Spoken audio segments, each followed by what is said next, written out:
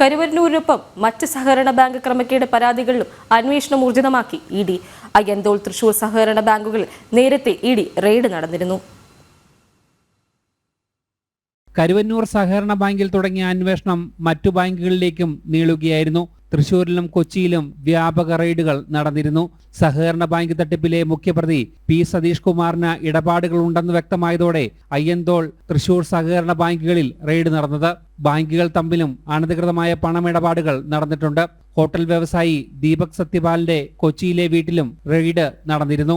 സഹകരണ ബാങ്ക് തട്ടിപ്പ് കേസുകളിൽ ഇഡി അന്വേഷണം സർക്കാരിലേക്കും നീണ്ടിരുന്നു. സഹകരണ സംഘങ്ങളിൽ നിന്നും സർക്കാർ സ്വീകരിച്ച നിക്ഷേപങ്ങളിലും ഇഡി അന്വേഷണമുണ്ട്. ക്ഷേമ പെൻഷനുകൾക്ക് സഹകരണ സംഘങ്ങളിൽ നിന്നും കടമെടുത്ത പണത്തിൽ കള്ളപ്പണമുണ്ടെന്ന സംശയത്തിലാണ് അന്വേഷണം. 2018 മുതൽ സഹകരണ സംഘങ്ങൾ സർക്കാരിന് കടമായി നൽകിയത് 15,000 കോടി രൂപയാണ്.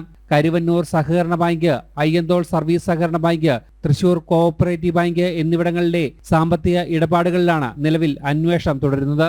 ക്രമക്കേടുകൾ നടന്ന ബാങ്കുകളെല്ലാം CPM നിയന്ത്രണത്തിലുള്ളതാണെന്ന് നേരത്തെ കേസിലെ പ്രതികളുടെ റിമാൻഡ് നീട്ടുന്നതിനുള്ള റിപ്പോർട്ടിൽ ഇഡി വ്യക്തമാക്കിയിരുന്നു. ജനം, കൊച്ചി.